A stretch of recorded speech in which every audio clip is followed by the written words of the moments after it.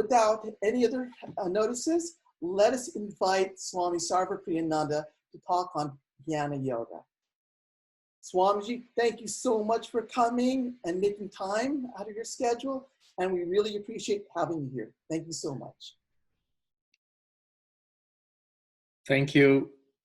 Can you all hear me? Yes. Yes, okay. Thank you for having me.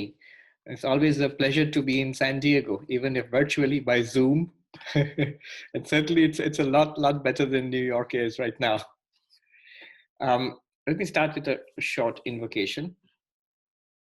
Om Asato Ma Sadgamaya Tamaso Ma Jyotirgamaya Mrityurma Amritangamaya Om Shanti.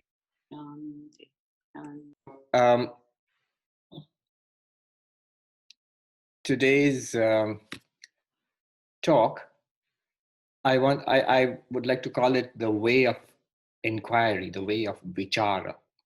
At the heart of Vedanta, Dvaita Vedanta, lies this method of inquiry. So what I'm going to do now is, I'm going to talk for a while, and the talk will be about what is this way of inquiry, and how do we do it, and finally, how is it related to other spiritual practices? So basically 3 elements in the talk. And in between, there'll be a practical element also. We'll try to do it ourselves right here and see where it leads us. So 3 elements. What do I mean by inquiry? And how do we do it? And how is it related to other spiritual practices? And then we will have questions. The Swami has assured me there's going to be plenty of questions. So we have a lot of time also afterwards for Q&A. That's one thing that I like. I mean, it's always better to have a physical class, actually meet face to face, but this is a pretty good alternative, actually. I have had the opportunity of attending classes online recently, and I got used to this Zoom platform, and it was not bad. So let's make the best of it. So what is this path of inquiry? What do I mean? It's best to contrast it with what we already know and we are familiar with. There are different paradigms of spiritual life. One paradigm, you might call it the bhakti paradigm, the paradigm of devotion. So where we are told that God exists, and how do I know? Well, you don't know right now, but you take it on faith. The scriptures tell you, your tradition tells you, great spiritual teachers down the ages have told you that there is God. And so we take it on faith. And our relationship to God is one of belief, of prayer, of surrender, of worship. So this is the devotional approach. The devotional approach, which might be called the bhakti approach, is powerful, it's beautiful, it's appealing, and it's the most common one. In fact, most of the major religions of the world, and certainly the theistic religions, the mainstream approach is this devotional approach, the faith-based approach. The problem with this approach is it's faith-based. If one does not have faith or enough faith or lasting faith, then one is in trouble. It won't work. There are many people who say that I don't believe that God exists. I'm not convinced that God exists.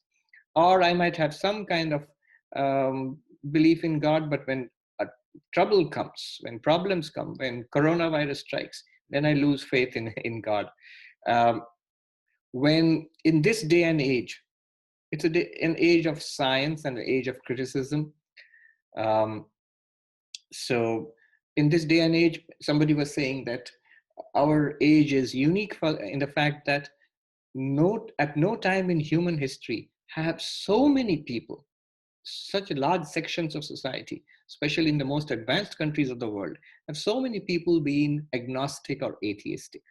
They generally have lost interest in religion. What kind of religion? The faith-based religion, the God-based religion, the devotional religion. So that's one paradigm. And what we're going to talk about today is not that. So I just wanted to distinguish very clearly. The second paradigm is something we are more familiar with, the experience-based paradigm. By paradigm, I mean a model of spirituality. How do we understand spirituality? So the experience-based paradigm is no, no, no, not faith.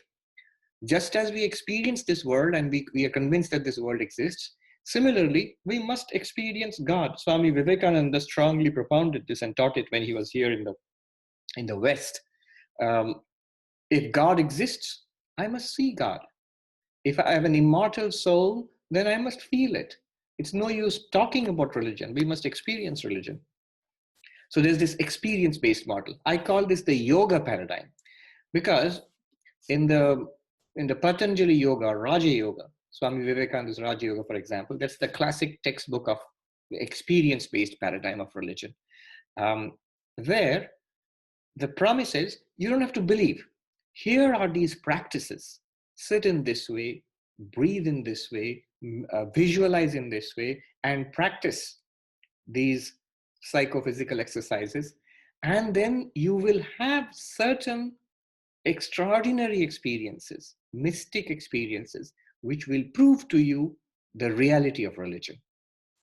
Now, this is very appealing, especially in our day and age, because we always want it to be experience-based. We want it to be verified by experience and not just something that you believe in. So a lot of new age thinking, a lot of modern approaches to religion, they have stressed experience, and it's really popular and appealing. But there's a problem. The problem with this experience-based approach is that notice what is needed, not our ordinary experience, not your experience of walking, talking, thinking, eating, drinking, sleeping. No, not that experience. What is needed in this experience-based approach are special experiences. I must have the vision of the deity. I must have this experience of, like an all-pervading light and bliss, something extraordinary. So that kind of experience we are chasing. So that is called the experience-based approach or the mystical approach. I call it the yoga paradigm. Um, the problem with that, as I said, extraordinary experience, you say, what is the problem with extraordinary experience? The problem with extraordinary experience is twofold. One is, not everybody has it. It is rare, obviously, otherwise why would you spend so much effort to get it? It is rare, it's difficult to get by, and till the point that you have it for yourself, till that point, and that might be a long, long time in coming, till that point, you're still believing something. You're still depending on faith and belief, and that these other people have experienced it, so I'll have to experience it also sometime. And till that time, I sort of believe it's real. And the second problem is a scientific problem. With extraordinary experiences, what will happen is a neuroscientist will come and tell you, yeah, I'm sure you experienced a feeling of oneness or a feeling of infinity, or you saw light or a vision of some kind of vision. These are some, you had some problem, neurological problem, and that's why you're getting these experiences. It doesn't prove anything. It doesn't prove that you had a vision of God means you had some kind of a hallucinatory experience. People get high and have experiences. So you had some experience similarly. Maybe you put too much pressure on your mind through your meditation experiences, practices, and you generated these things. In any case, it doesn't prove anything. It doesn't prove that there is really a God. It doesn't really prove that it's all one existence. No. In earlier days, they would accuse you of being mad or crazy or something like that, and seeing things. So the problem with extraordinary experiences is that difficult to come by. And second, even if you have it, it might convince you, but it might be open to skepticism. As against these two approaches, I would like to contrast it with the path of inquiry. Jnana Yoga. Today's topic is Jnana Yoga. What is this Jnana Yoga? It is not belief. It is not belief. You're not supposed to believe in this. I saw in one of the earliest sessions where the video was there on your website, Swami had put it up.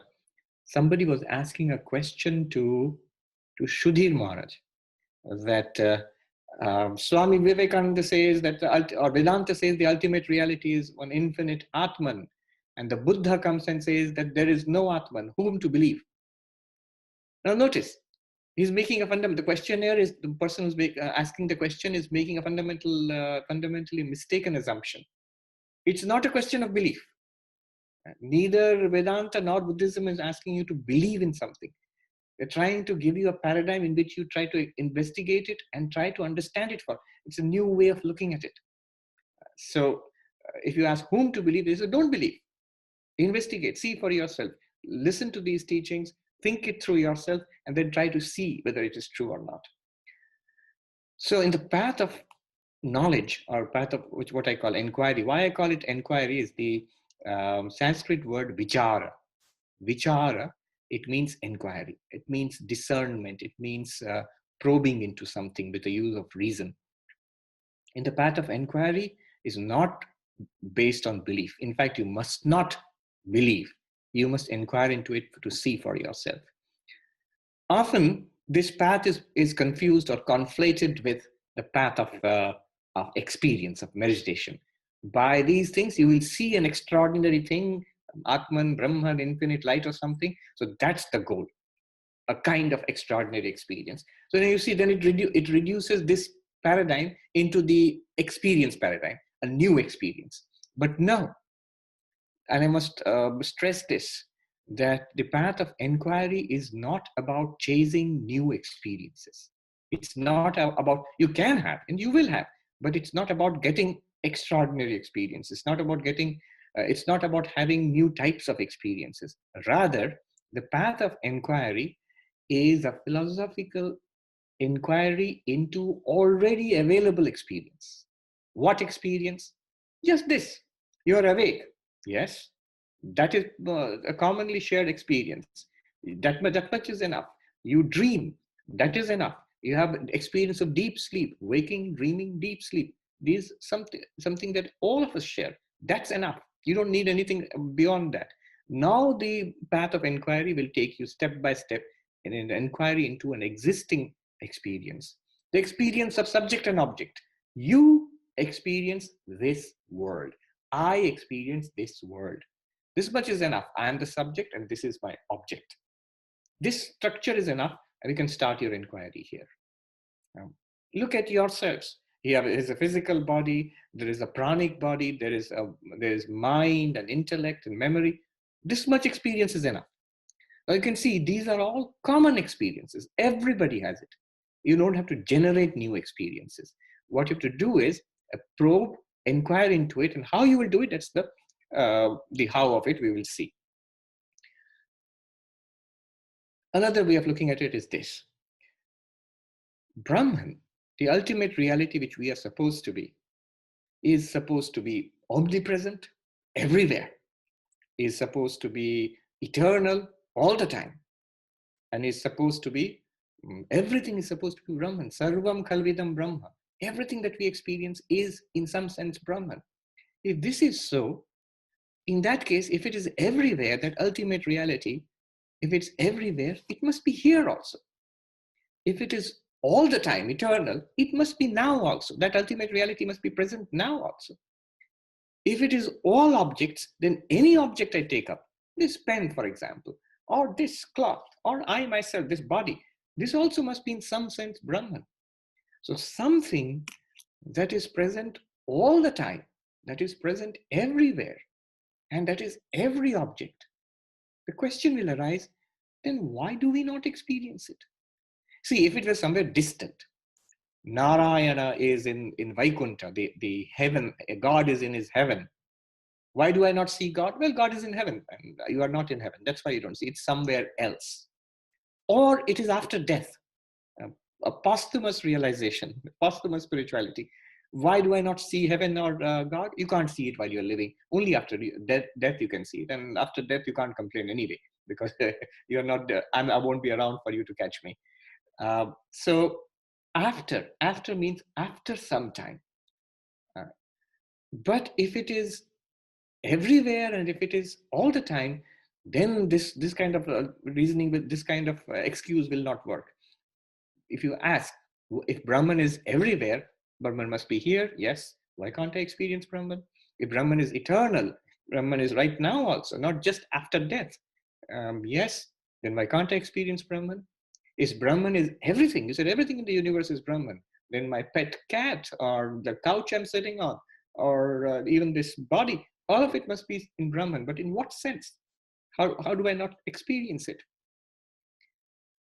Here is where Advaita Vedanta, or the path of inquiry, comes and says, so the spiritual journey, it is not really a journey in space or time or from one object to the other. It's not going from one place to another, from here to heaven, for example. No. It is not a journey in time from now to then, after death, after the second coming of Christ, or after enlightenment also, even something like after enlightenment, that after, there's no after there. Why not right now? Why not right now, right here? And not a separate object. Brahman is some extraordinary object. God is some extraordinary object which I have not seen yet. You cannot say that because you have just claimed that Brahman is everything. So you should be able to show me Brahman in this pen also. And Advaita Vedanta says, yes, we can. Right here, right now, in this pen and in everything, we should be able to realize it. Why don't we realize it? The problem is ignorance. We don't see it because we don't know what we are looking for. It's right there and openly available to us. Shankaracharya in one very powerful text in Aparokshanubhuti, in the text, in one place he says, just as in a clay pot, so they were very big on clay pots in those days because I think they had lots of clay pots and not much of anything else. So in a clay pot, as the clay is unmistakably, irresistibly shining forth, every bit of it is clay. So it's just obviously clay, all of it. And therefore, if in exactly in the same way, Brahman is shining forth in every experience, in all that we see and hear and smell and taste and touch, in all that we think and feel and remember, all that we love or hate, all that we enjoy or we despair of, in every experience, that ultimate reality which you are is shining forth, but we don't recognize it. This not recognition is this is called ignorance. And the only antidote remedy for ignorance is knowledge. Everywhere that's the case. I don't know physics, so enroll in a class and learn physics. I don't know your name, well, ask me, I'll tell you my name. In every case, ignorance is removed by knowledge. And so the path of inquiry says we have to seek knowledge. Not the library, going to the library and taking notes, attending classes kind of knowledge here. It's knowledge about ourselves. Why ourselves? Because Advaita Vedanta says that ultimate reality is your real self. So it should be an inquiry into ourselves. What are we? In the path of inquiry, therefore, the spiritual journey is not a journey in space. It's not a journey in time. It's not a journey from you to something else. Rather, it's a journey from ignorance to knowledge, from not knowing that reality, which is already there, right here, right now, and in everything. Not knowing that reality to knowing that reality. But immediately, knowing in what sense? So we are moving carefully. I've distinguished the path of inquiry from the other paths. Then I've shown you the path of inquiry is a movement from not knowing to knowing to something that is always present and we don't get it, but you have to get it. And then what kind of knowing is meant here? The Mundaka Upanishad, it says, Dve vidye veditavye. It says there are two kinds of knowledge which are to be known, the relative and the transcendental. The relative knowledge we are all aware of. When you're seeing me, this is relative knowledge. You read a book, that's relative knowledge. And what is meant by transcendental knowledge? The knowledge of our own reality. And how do you get that? This is something I will take from the text Aparokshanubhuti. All our knowledge can be classified in three ways, let's say. And this is one way of looking at it. One is pratyaksha. We know things through our senses. So right now you're seeing me. That is perception, visual perception. You can hear me. That is auditory perception. All of this is called pratyaksha. Pratyaksha means that which is known by the senses. The process is called pratyaksha, and the object which you see, the see, hear, those objects are also called pratyaksha, the vishaya, the object of knowledge. To make it simple, whatever we know through our sense organs, that's one kind of knowledge. It's called pratyaksha. But there's a lot that we know which we don't know through our sense organs. So we read books and people tell us things. Um, so we know those things. We see documentaries and movies about other things. We do scientific experiments and calculations. We read, we are told about, heaven and hell and God. So there's a lot of things which we do not see or experience right now, but we know it. We know it indirectly. So this indirect knowledge is called paroksha. Paroksha means beyond the range of senses. So we have two categories already. One is pratyaksha, that which we know by sensory knowledge directly. There is paroksha, that which we know indirectly, which is beyond the senses. Most of science is paroksha. We have a scientific procedure. We use our sense organs to gather data, or instruments by which we gather data, and then we use the scientific procedure and hypotheses and test it, and then to derive inferential knowledge. Scientific knowledge is paroksha, but it's definitely knowledge. Strangely enough, in the same category comes religious knowledge. So something that you hear, God exists, heaven exists, good and evil exist. We don't see it, but we read about it, we are told about it, and we believe in it. That's also another kind of paroksha knowledge. I mean, scientists would be scandalized to see a system which categorizes science and religion in the same kind of knowledge, but they're different kinds of indirect knowledge, paroksha. Why am I saying all this? The kind of knowledge that this path of inquiry is taking us towards is neither pratyaksha nor paroksha. Neither something that is known through the senses, nor something that you read about, infer about, reason it out scientifically, or believe. None of those. There is a third kind of knowledge that is called aparoksha. Aparoksha means this directly revealed. Yourself, you yourself, the existence of ourselves is directly revealed to us. What do I mean by this? Say, for example, here we are in this class, and you want to see how many people are there. I look down there and I see, oh, we have 517 participants. That's wonderful. And who is there?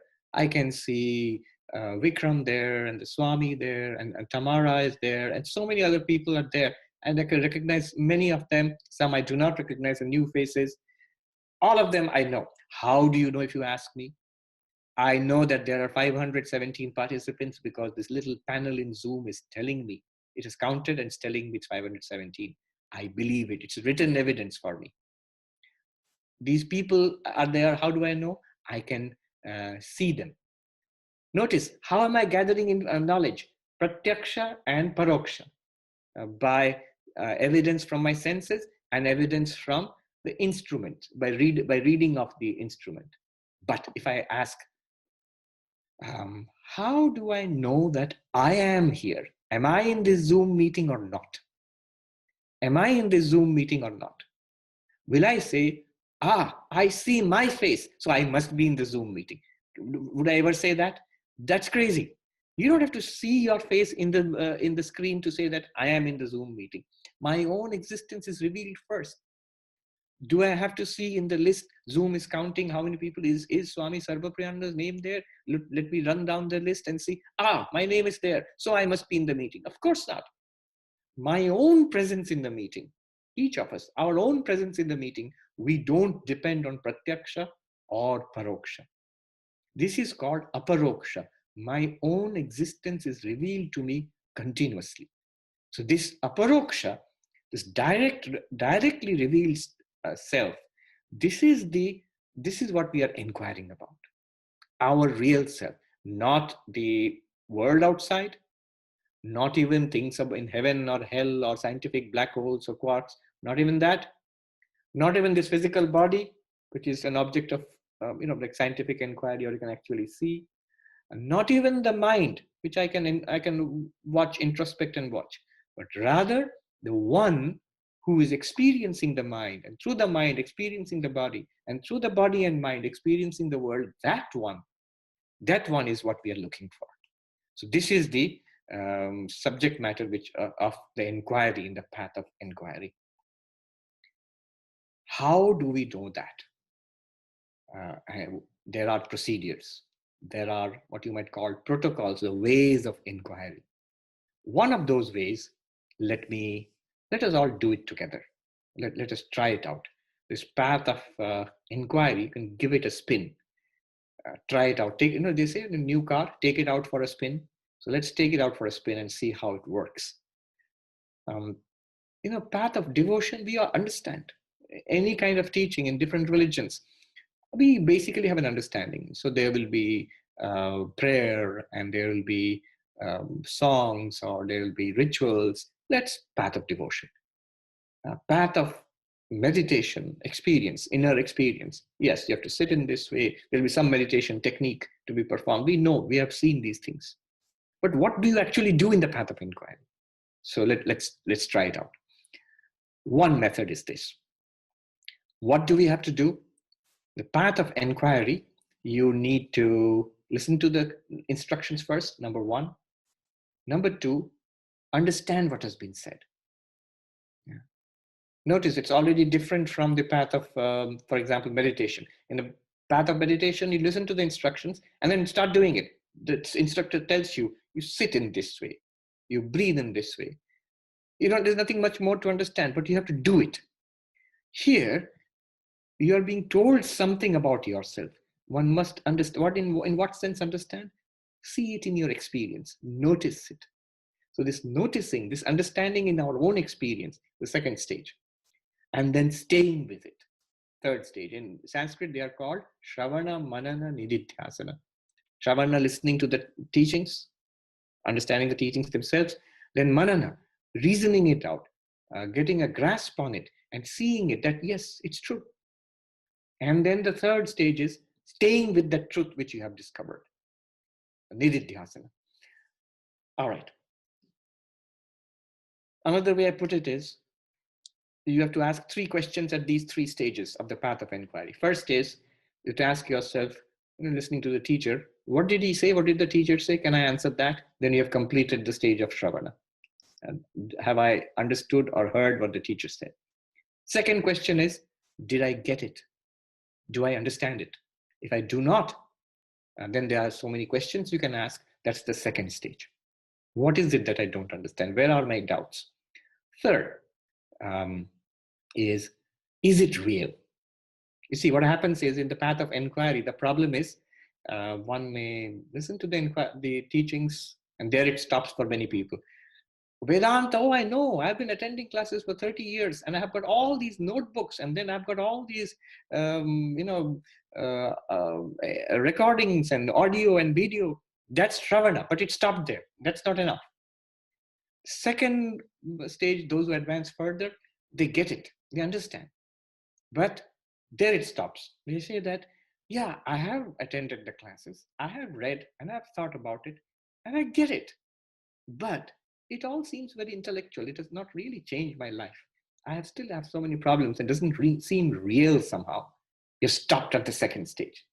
So that's why the third stage is there, to make what seems, if it seems theoretical, if it seems not real, just deepen that understanding with the help of third stage, Nididhyasana, which makes it real for you.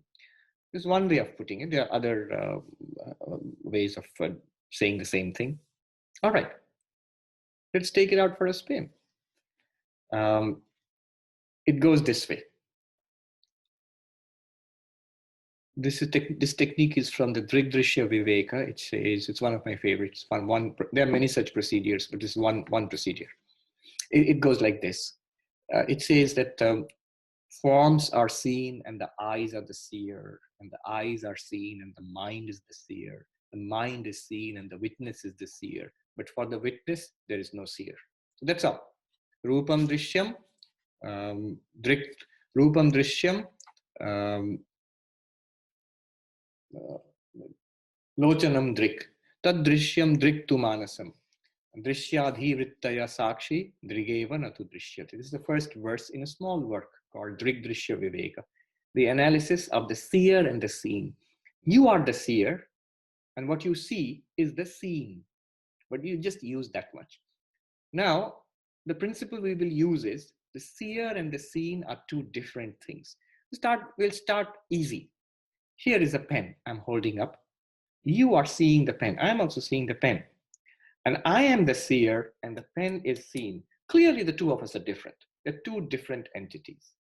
So the eyes are the seer in a very naive, preliminary way, and the pen is something that is seen. And the pen and the eyes are different. Note also, the same pair of eyes can see many different things. They can see the pen, they can see a notebook, they can see my hand, so many things. So the seen are many and the seer is one. All this will be useful later on. And then one more thing, the seen are changing all the time. You saw so many things just a little while ago. Now you are sitting and watching a Vedanta talk. Within an hour, you'll be seeing something else. So the seen are continuously changing, but it is the same eyes which see them. Three things. Seer and seen are different. The seer is one, the seen are many. The seer is unchanging relatively, and the seen are always changing. Three things to note. Let's go deeper. So the form is seen and the eyes are the seer. And why just form? It could be sound. The sound is heard and the ears are the hearer, and so on, all senses. Form is seen, eyes are the seer. Now, the eyes themselves, withdraw your awareness to the eyes. The eyes themselves are experienced. My eyes are open, my eyes are aching, my eyes are closed. I need glasses. The eyes, the conditions of the eyes are experienced by you. You are the seer of your own eyes. That means seer means knower. You know your own eyes. Who knows? The mind. Mind knows the eyes. So the mind now becomes the seer and the eyes are seen. Now seer here does not mean actually seeing. It means knowing. So the mind is the seer or knower and the eyes are the seen or known. Again, those three things. The seer and the seen are different. The seer is one, the seen are many. The same mind can know so many things, not just the eyes. The seer is unchanging and the seen are changing. The same mind, unchanging in the sense that mind is continuously changing, but mind is changing into mind. More thoughts, thoughts and into more thoughts. But the seen are changing, so you see colors and taste and smell, the body and all the different sense organs and the sense inputs, they are changing continuously. So seer and seen are different. Seer and seen, the seer is one, the seen are many, the seer is unchanging, and the seen are changing. So the mind is the seer, and the eyes and other sense organs of the body are the seen. So here we are at the second stage. Third stage. The mind itself is seen. The mind itself is seen. You see, in what sense? Do we not know when you're feeling miserable? Yeah, of course. I'm feeling miserable. I'm down in the dumps. You know it then. Yes. That means you know the conditions of your mind. What's happening in our minds, we know it. There's no doubt about it. Burst of joy. You know it immediately. I'm happy. Coronavirus. I'm anxious. Anxiety, joy, knowledge, ignorance, remembering, forgetting, all the activities of the mind, desiring, wanting, hating, fulfillment, frustration, all the activities of the mind are clearly, directly known. By what? If they are known, if you know the conditions of your mind, the thoughts arising and bubbling in your mind, then you are the knower of the mind and the mind is the known. You are the seer and the mind is the seen. Remember, seer and seen are different. So you cannot be the mind. You are the knower of your mind. By that very fact, you must be something apart from the mind, something different from the mind. So you are the seer of your mind. Call it the witness. Just the name, Sakshi, witness. Why? Because you see the mind. You're the witness of your own mind. And the mind is continuously changing. The same witness sees the happy mind, sees the unhappy mind, sees the knowledgeable mind, sees the ignorant mind, sees the desiring mind, sees the satisfied or frustrated mind.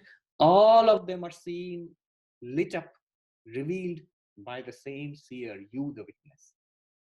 Whatever that witness is, we don't know yet. So the witness sees the mind. The same witness sees the many, many thoughts and feelings and perceptions in the mind. The same witness, unchanging, sees the changing mind, ever changing mind. You say, why do you say the witness is unchanging? Well, if the witness were changing, if you see that the witness is changing, then the witness is no longer the witness. Change in the witness, if you observe it, then it becomes the observed. It's no longer witness.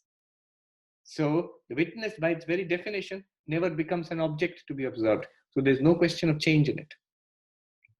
We don't know, it could change and we do not know it. If you cannot know it in any way, what's the use of saying it changes? So the witness is beyond change. It's by definition, it cannot change. This unchanging witness, it also must be of the nature of consciousness.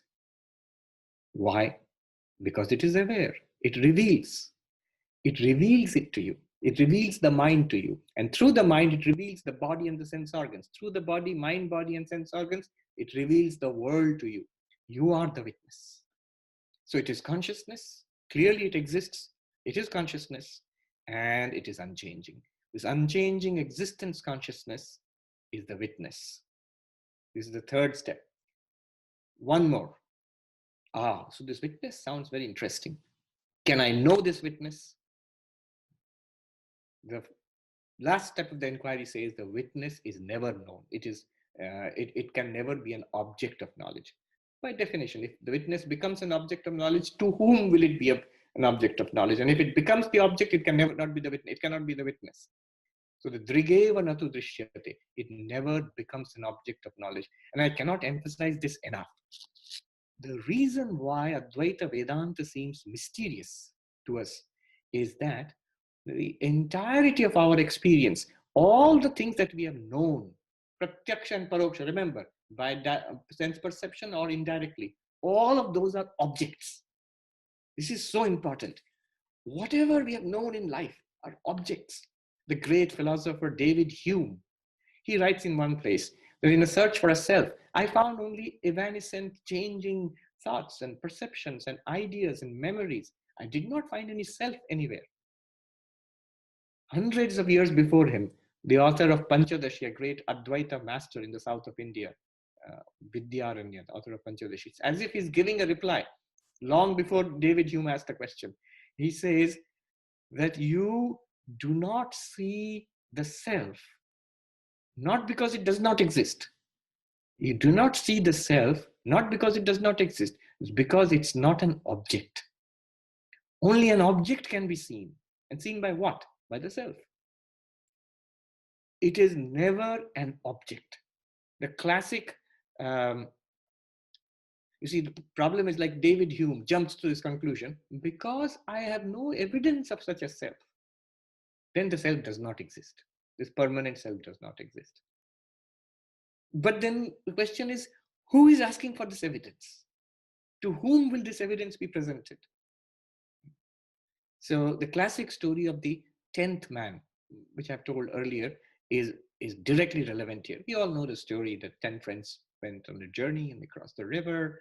And after crossing the river, they thought, have we all crossed, or did somebody drown? Let's count. And one of them counted 1, 2, 3, 4, 5, 6, 7, 8, 9. Oh my God, where is the 10th person? Each of them counted, they found only 9. Obviously, they were not counting themselves. And so they started crying. The 10th person, our friend, poor friend, drowned and he's dead. And the wise person walks by and asks, why are you crying, my friends? Well, we were 10 when we started and we crossed the river, and our friend, the 10th person, drowned. And so we are crying. And this wise man must have counted, and you don't need too much wisdom for that anyway. But anyway, so he must have counted and seen that there were 10 people, and he realized their mistake.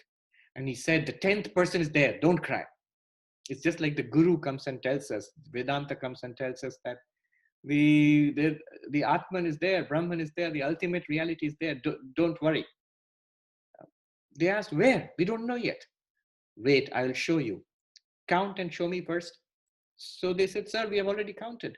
No, the wise man said, you can count again. And so one of them counted 1, 2, 3, 4, 5, 6, 7, 8, 9. I told you. And the wise man comes and takes this person's hand and turns it towards him, says, thou art the 10th. Dashamastvamasi. Thou art the 10th. And he realizes, oh, I see. 1, 2, 3, 4, 5, 6, 7, 8, 9, and 10. Oh, yes, I am the 10th. Wonderful. And they realize the 10th person has been found. Now, we may find that silly, but actually, that's pretty profound. Why did the counter not find the 10th person? The answer is because he didn't count himself. But let me ask you, why did he not count himself? Where did he expect to find the 10th person? Outside. Why outside? Because all the other 9 had been outside. So there's a logic to that. 1, 2, 3, 4, 5, 6, 7, 8, 9. So there must be the 10th person there, not there. Therefore, 10th person is missing. How would he ever know that 9 persons are outside, but this 10th fellow is eccentric, is not outside, he's right here. Similarly, all our knowledge till now has been pratyaksha or paroksha. They are all objects. Everything that we know in life is an object, except you yourself. You are not an object. It's like seeing with the eyes. When you see with the eyes, so many things you see. The table exists. Why? I see it. The pictures exist. Why? I see it. These people on the computer, they exist. Why? I see them. So things exist because I see them. That is the justification. Now, what about my eyes? I don't see them. The eyes themselves don't see themselves. He says, Swami, can't you see your own eyes in your own picture? That's a picture. That's a reflection. Just as the eyes are seeing things directly, the eyes can never see themselves directly, only in a reflection or a picture. So the eyes do not see themselves. Now, if seeing is the condition of proof, is a proof of existence, then I will say eyes do not see themselves, so I don't see my eyes. The eyes don't exist. No, the eyes do exist. In fact, it is because of those existing eyes that you're able to see anything at all. It is because if you see anything, see, seeing the pen is a proof of the existence of the pen. What is the proof of the existence of my eyes? Seeing what? Seeing the mobile is a proof of the existence of the mobile. Seeing the cloth is a proof of the existence of the cloth. Seeing what is a proof of the existence of the eyes? Seeing anything. It's not that you have to see the eyes to prove the existence of the eyes. They cannot be seen. Eyes cannot see themselves. But seeing anything is a proof of the existence of the eye. Now, what am I trying to say here? Any awareness, whatever you are aware of, people and flowers and smell and taste and touch and thoughts and happiness and misery, all of that awareness of anything is a proof that you are awareness. That is the proof. So awareness is revealed in every act of awareness, in every knowledge, in every sight, smell, touch, that I am awareness. This is revealed there. So this is the path of inquiry. It leads us back there. Now, apply that method. Do I, uh, did I hear what he said? 1. Do I get it? 2. Is it real? 3. Try it. I am seeing the pen. The pen is the scene, my eyes are the seer. The pen and the eyes are different. Did I get it? Yes. I have heard the instruction. Did I get it? Yes. Is it real? Is it a fact, or is it just some philosophical speculation? You say it's fact. All right. Here are my eyes. And with my mind, I experience my eyes. I know about my eyes. The eyes are different. My mind is different. Did I hear the instruction? Yes. Do I understand it? Yes. It's pretty simple. Is it a fact? Is it real? Is my mind really different from the eyes? Yes, it seems quite clear. Third, I am aware of the contents of my mind. Others may not be aware, but I am aware. When I look inside, I can see my thoughts, feelings, emotions, ideas, memories. So I'm aware of the eyes, of the contents of my mind, and I am the witness of the mind. This is the instruction. Did you hear this? Yes. Do I get it? I hope so. Is it real? Am I really different from my mind? Here is the catch. Few people will say, yes, I am different from the mind. I am not the mind. Most people will say, I understand what you're saying, but it's still theoretical. See, we are so attached to the mind. We are so mixed up with the mind. This is where work has to start. This is where I hear the teaching, I understand the teaching, but it's not real yet. I'll be enlightened, then only I'll be apart from the mind. No, that you have to work on the understanding, which will show you that really all the time, whether you know it or not, you are not the mind. Whether you believe, whether you think about it or not, you are. I'm not. Whether I'm not this cloth. I'm different from the cloth. I know it, whether I think about it or not. Similarly, even without Vedanta, I am not the mind. I'm different from it. This is where the trouble starts, because we are so we cling to the mind so deeply that this clarity is necessary at this space, and at this point the inquiry will begin to show us the difference between ourselves and the mind. If I'm not the mind, then what am I? Clearly something that is aware of the mind, something that is shining on the mind, that does not change with the changes of the mind. This witness self, I am.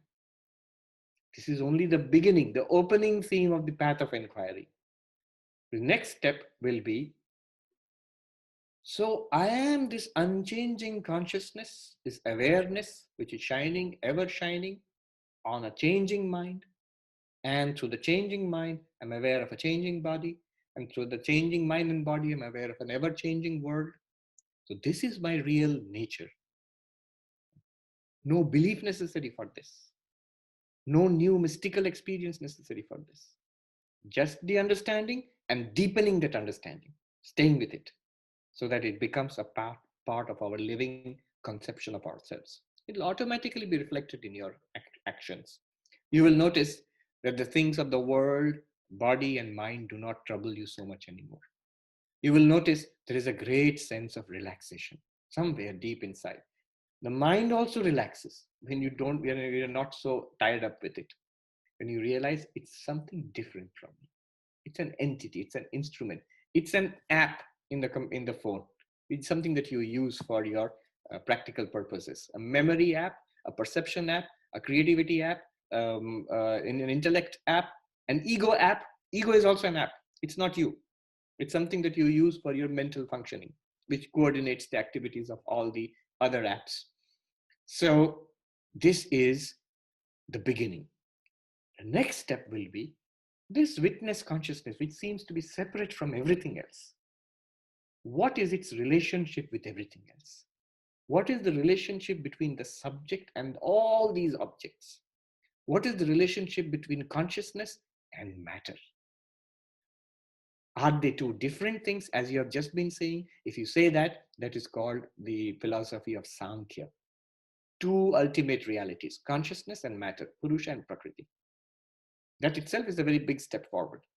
We no longer think that we are flesh and blood. We no longer think that we are mental, emotional creatures. Body is there, mind and emotions are there, but we are not that. Yeah. No more than the driver is the vehicle. But Advaita is one step further. It says, notice that all these thoughts, feelings, emotions, body, external world, they appear, play around, and disappear in you, the witness. There is no proof of anything existing apart from being revealed by the witness. They appear to the witness, to you, the witness, or more precisely, they appear in you, the witness. You have to understand this. And the world appears in you. That seems so strange. How can the world appear in you? Swami, you are sitting in New York and we are in San Diego or different parts of the world. Some are in India. And how can you say, is San Diego inside you? Is the United States inside you? Is the world inside you? That's what Advaita is saying. I am reminded of somebody in the foothills of the Himalayas in Haridwar. This kind of talk was going on, that um, all of this is within you, the consciousness. And somebody shouted at the back of the hall, Swami, the teacher was a Swami. So, Swami, you are there and I'm here. How can I be inside you? You are there and I'm here. And the Swami immediately replied, Ah, here and there, are they not both in you, in your awareness? Think about it. It could be, suppose in a dream, you are standing in a dream, seeing a vast lake and people on the other side of the lake and the Manhattan skyline on the other side of the lake, and you wake up. You realize, oh, I see, the whole thing was in my mind. The lake and the skyline of Manhattan and the sky and the people, everything here and there. I'm on this side of the lake, they are on that side of the lake, here and there, all of that space and objects and time was all in my imagination. That happens in our dreams. Notice, that's exactly what is happening right now also. All of this is in your awareness. Where else is it except in your awareness? So here and there, are they not both in you? In you, the awareness. Where is this here and there being conceived? Well, you know why we have this feeling? Because we feel we're located in a particular body. So the body is definitely here, and your body is definitely there. And that's why we feel I am here, you are there. But locate yourself in your mind, locate yourself in your consciousness. You will see in my awareness, where is the body? I am aware of the body. Where? In awareness. Is there any boundary to awareness? No. I'm aware of the body in awareness. I'm aware of other people in my own awareness. I'm aware of space and time and events and causality in my awareness. So all of this is available to us in our awareness. Are there anything apart from our awareness? Advaita argues no. Your awareness, you that witness consciousness, by this extraordinary power of Maya, you are appearing to yourself as your own object. Whatever we experience in waking and in dreams, whoever we experience, including our own bodies and the bodies of others, including all objects and people and animals, whatever we experience, we ourselves are that. We are projecting ourselves to the lens of time, space, and causation, to the lens of name and form, appearing as all of these, appearing as if separate, exactly like our dream. See, everybody in your dream is you, the dreamer. That is true. Every place in the dream is you. Every object in the dream is you. Every happening in the dream is you. So everything in the dream is nothing apart from you, the dreamer. The dreamer is non-dual with respect to the dream, because in the dream, other than the dreamer, there is nothing. In awareness, other than awareness, there is nothing. Those millions of entities appear, play around, and disappear. They all must be you, the awareness. The awareness is non-dual. There's no second thing. Though it appears to be millions of things, there is no second reality apart from awareness. This is called non-duality of the self. Now, one last word. I promised I'll talk about this and in relation to other spiritual practices. What does this have to do with God or morality or meditation and all of the spiritual practices? A lot. This, what I just outlined, is one technique of the method of inquiry. But this needs support. They say in Vedanta, for the best of students, for the most qualified, rarest of rare students, this kind of instruction is enough. The person becomes enlightened. But for the rest of us, we feel, hey, there was a rather cool philosophy we learned, very nice stuff, but nothing really, it's not very practical. After all this, if somebody asks, okay, what do I have to do now? If you have to ask, what do I have to do, then it has not worked. Now comes the role of all the other practices. Very briefly, karma yoga, unselfish activity through the body for the benefit of others. Very, very useful for purifying the mind. One reason why this kind of instruction does not work is the impressions, the conditionings that we have accumulated over not only a lifetime, many lifetimes. There's a lot of dirt and dust there. So that has to be cleansed.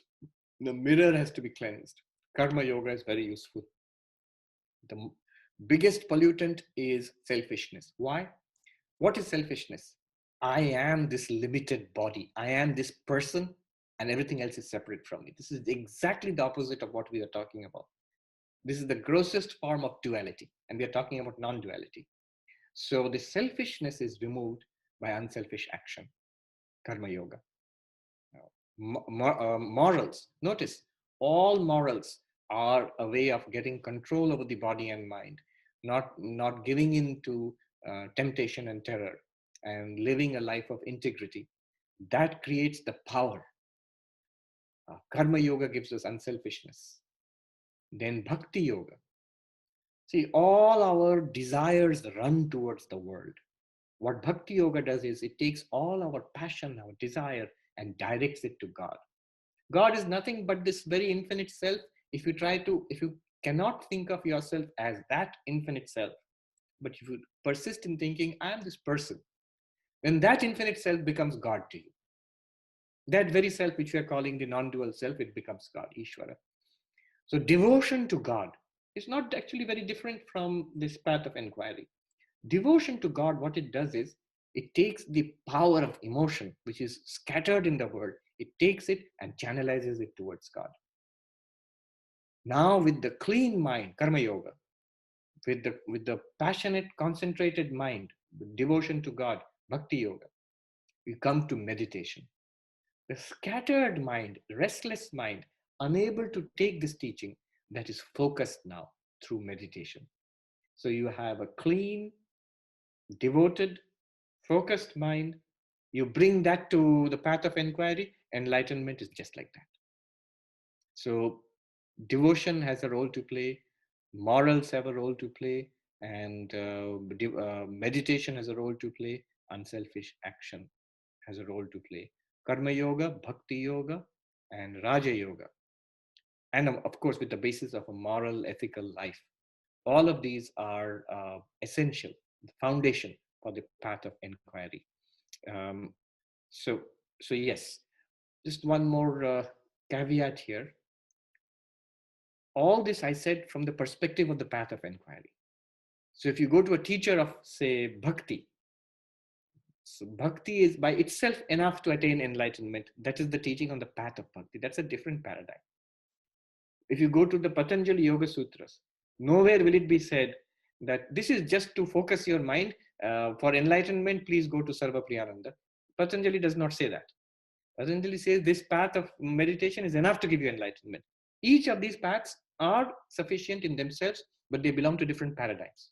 They have their own structure. What I said here, path of inquiry gives you enlightenment, supported by with the foundation of devotion and unselfish action and meditation. This is the paradigm of the path of knowledge, Jnana Yoga. I hope you have questions. Thank you so much. Thank you.